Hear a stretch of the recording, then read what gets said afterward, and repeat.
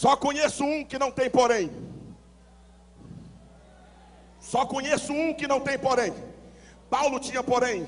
Isaías tinha um porém, Ezequiel tinha um porém, Elias tinha um porém, Eliseu tinha um porém, Naamã tinha um porém, Davi tinha um porém, Salomão tinha um porém, Sansão tinha um porém. O único que não tem porém é Jesus.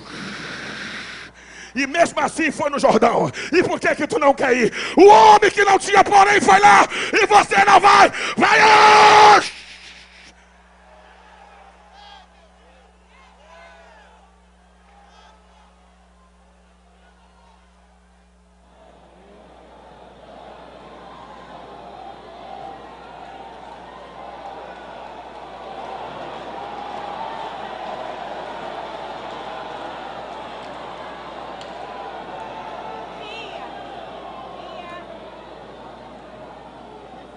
Eliseu é inteligente.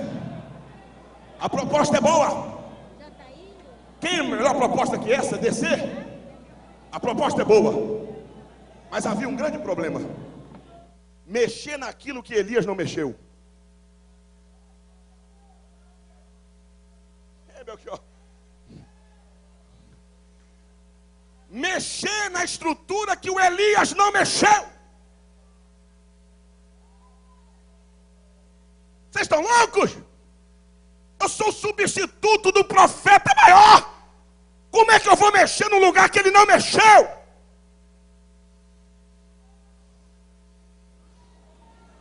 Nós não queremos que o Senhor mexa. Deixa o que ele fez aí e vamos fazer algo diferente. Saia de trás do ministério de Elias. Deus tem um próprio ministério para o Senhor. Faça alguma coisa, porque o Elias já fez. Deus nos chamou para o Senhor fazer a sua parte. Está na hora de a gente parar de nos escondermos atrás do ministério do outro.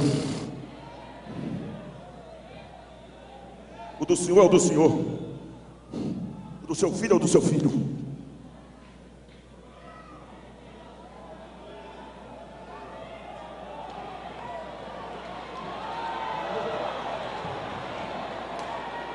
Do seu pai ou do seu pai? O céu é o seu. Eu não vou derrubar o que os nossos pais na fé deixaram, porque eu não sou louco de quebrar a coluna que eles deixaram. Mas eu vou fazer o que Deus mandou. Está na hora de você marcar o seu ministério. Está na hora de você marcar. Deixa eu entregar aqui a primeira mensagem profética para a sua vida. Quem tem a bênção de Deus, não existe lugares ruins para eles entrar. Quem tem a bênção de Deus na vida, eles têm a capacidade de transformar pedra em terra para jorrar água. Quem tem a bênção de Deus, aonde ele pisa, o deserto se transforma em oásis, pois ele tem a bênção de Deus na vida. Quem tem a bênção de Deus na vida, não se encontra dificuldade ao seu caminhar. Esté é semente de judeu. A promessa de Abraão está sobre eles, e a bênção de Deus está sobre ela. Quando Esté entra dentro daquela casa, seria exatamente uma escolha de como se fosse um desfile de moda. Todas elas se preparou durante um ano. Quando chegou o dia determinado para se apresentar perante o rei Assuero, a Bíblia diz que aquelas que se apresentasse à tarde, de manhã sairia, e aquela que se apresentasse pela manhã, à tarde sairia. Todas se apresentam, e nenhuma delas fascina ou encanta o olho do rei. O rei Assuero não tem a presença de nenhuma como aquela que será a sua rainha. Então a decisão é tomada. Sobrou lugar para a escrava, sobrou um lugarzinho para a pequena, sobrou um lugarzinho para aquela que ninguém deu nada, ninguém imaginou que ela seria, ninguém sequer sonhou que ela poderia um dia sentar no trono. É assim que se começa a história de Deus na vida daqueles que são escolhidos. Aqueles que ninguém olha, aqueles que ninguém dá nada, aqueles que não têm aparência, não têm formosura. Os seus ternos são ternos comuns, seus calçados, mas quando ele chega em qualquer lugar, o que está dentro dele fala mais do que aquilo que está por fora. A unção é diferente. Se eu fosse você, levantava a sua mão agora para o céu, e sem perca de tempo, mandaria 3 glórias para que os céus se abram e o nome do Eterno seja glorificado. Eu quero que você coloque a mão no ombro desse irmão, dessa irmã que está do seu lado. E você vai dizer para ele: hoje Deus vai te separar para reinar. Hoje Deus te separa para governar. Hoje Deus te separa para mandar. Hoje Deus te separa para ordenar. Hoje Deus te separa para voar. Hoje Deus te separa para ser. Hoje Deus te separa para te encher. Hoje Deus te separa para mudar a tua história. Hoje Deus te separa para mudar a tua vida. Hoje Deus te separa para te levantar. Hoje Deus te separa para te usar. Hoje Deus te separa para te encher.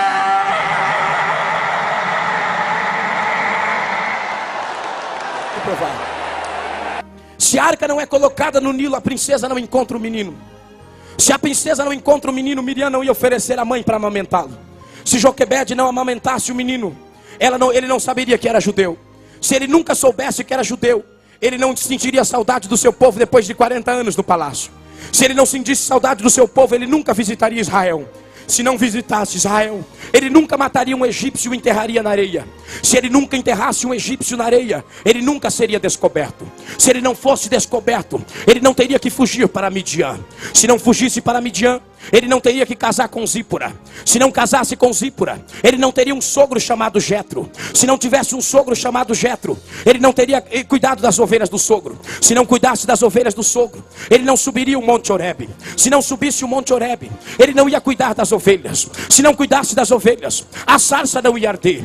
Se a sarça não ardesse, Deus não ia falar com ele. Se Deus não falasse com ele, ele não ia ganhar um cajado de autoridade. Se não ganhasse um cajado de autoridade, Deus não ia dizer eu sou o que sou.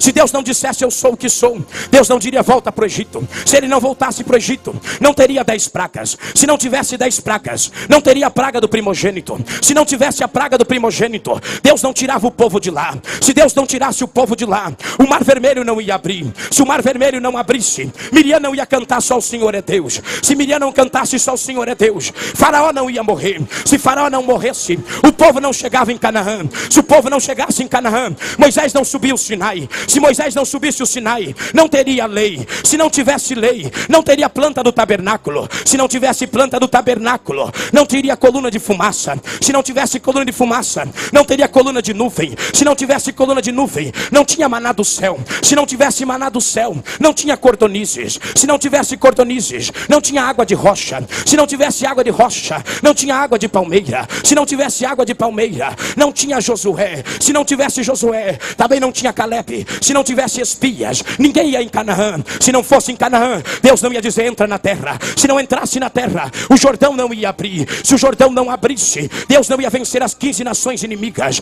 Se as 15 nações inimigas não fossem vencidas, Jericó não ia cair. Se Jericó não caísse, Deus não ia fazer o milagre. Se o milagre não acontecesse, não ia ter juízes. Se não tivesse juízes, não ia ter Samuel. Se não tivesse Samuel, não ia ter Davi. Se não tivesse Davi o primeiro rei, Saul o primeiro rei, não teria Davi. Se não tivesse Davi, não ia ter Salomão. Se não tivesse Salomão, não ia ter Roboão. Se não tivesse Roboão, não ia ter a divisão das tribos. Se não tivesse a divisão das tribos, não ia ter 6 dinastias para o norte e 5 dinastias para o sul. Se 20 reis para o norte e 19 reis para o sul. Se não tivesse reis, também não ia ter profetas. Se não tivesse profetas, não ia ter Isaías, Jeremias, Ezequiel, Daniel, Oséias, Joel, Amós, Obadias, Jonas, Miqueias, Naum, Abacuque, Sofonias, Ageu, Zacarias, Malaquias, Eliseu, Elias, Natã. Se não tivesse profetas, não ia ter João Batista. Se não tivesse João Batista, não ia ter Jesus Cristo. Se não tivesse Jesus Cristo, não ia ter Calvário. Se não tivesse Calvário, não ia ter ressurreição. Se não tivesse ressurreição, não ia ter ascensão. Se não tivesse ascensão, não ia ter Pentecoste. Se não tivesse Pentecoste, não tinha igreja. Se não tinha igreja, não tinha Daniel Berg e Gunnar Winder. Se não tivesse Daniel Berg e Gunnar Winder, não tinha Assembleia de Deus. Se não tinha Assembleia de Deus, não tinha Pastor Cicino. Se não tinha Pastor Cicino, não tinha Gideões. Mas tem arca, tem Gideões, tem você. Então a quinta pessoa que poderia receber o Espírito do Senhor, além desses homens pelo qual eu já notifiquei, seria a mulher separada por Deus. Durante muito tempo a casa de Israel foi uma casa de monopólio seguro e uma casa de monopólio sincero. E pela primeira vez na história de Israel, na época dos juízes, o Senhor quebra o monopólio. Por pois, para ser juiz dentro de Israel, tinha que ser nazireu. Para ser juiz dentro de Israel, tinha que ser o homem. Aí quando você lê a história de uma mulher cujo nome se chama Débora, você percebe Deus quebrando o monopólio pela primeira vez na lei. Débora é a única mulher que pelo Espírito recebe 4 ministérios. O primeiro ministério de Débora, profetiza. O segundo ministério de Débora, conselheira. O terceiro ministério de Débora, juíza. E o quarto ministério da irmã Débora, guerreira. Então no Antigo Testamento, esta era a ação do Espírito do Senhor. Aí você me diz, pastor Adeildo, mas o Senhor disse no início da mensagem que o Espírito Santo, ele tem alguns símbolos. Sim, eu disse que o Espírito simboliza a pomba. Entre todas as aves que voam e se alimentam de semente que estão na terra e os seus grãos que caem, a pomba é a única ave que não tem fel. Para quem não sabe, o Espírito de Deus é o chamado Espírito do amor. E pelo apóstolo São Paulo, quando ele recebe o título Espírito do amor, Paulo está dizendo que ele é o Espírito que nele não há amargura. Aí está a diferença. Porque é que os crentes às vezes saem do seu trabalho, da sua casa, vêm do seu emprego abatido, amargurado, contrito, arrasado, caído, deprimido, fracassado. E o primeiro alvo da sua vida é a casa do Senhor. E quando ele vem na casa do Senhor, que ele dobra seu joelho com toda humildade, buscando ao Pai das luzes, ele diz: Espírito Santo, me faz uma visita. Como a amargura e a tristeza não podem fazer parte do Espírito do Senhor, automaticamente vai haver uma ação, e toda ação provoca uma reação. E toda reação, ela pode vir de 0 a 1000 ao extremo. Há uns que dão glória, há outros que dão aleluia, há uns que pulam, há uns que rodopeiam, há uns que gritam, outros que desmaiam, outros é arrebatado, outros caem no chão, uns gritam ai, uns diz amém. Esta é a reação pelo poder do Espírito Santo. Eu gostaria de perguntar para esta multidão, com toda certeza que Deus me deu na noite de hoje, se vocês vieram preparados para entrar numa terceira dimensão. O Senhor acabou de me dar uma informação celestial, que o Espírito de Deus, aquele que é, aquele que tem, que pode, que faz, que vive, que reina, que habita e que mora, transforma da vida, da graça e poder, há de manifestar na sua alma de forma tremenda. Pega na mão do teu irmão, pega na mão da tua irmã na noite de hoje, olha para ele e diz assim: algo vai ficar diferente na nossa vida hoje. E Deus chega em Oséias e diz: Oséias, tu és um profeta, eu te escolhi. E Oséias era um moço solitário. E um dado momento Deus disse para ele: Oséias, você precisa se casar. Oséias deve ter ficado feliz, porque ele deve ter pensado naquelas irmãzinhas bonitas da igreja. Já começou a escolher na mente: ou já sei com quem que eu vou casar. Lá na igreja tem uma moça bonita.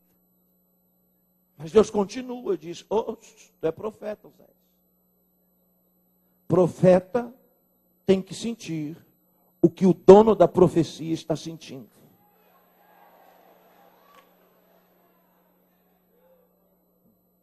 Então, Oséias, você não vai se casar com as irmãs da igreja. Do lado da tua casa tem um prostíbulo. Entra lá e toma a pior das meretrizes. E se case com ela. Oséias deve ter pensado: vai se converter. Deus prossegue dizendo: não. Se case com ela, Oséias. Ande com ela de dia, de mãos dadas na rua. E os seus supostos filhos atrás de você. Mas não impeça de se deitar com os homens dessa cidade à noite.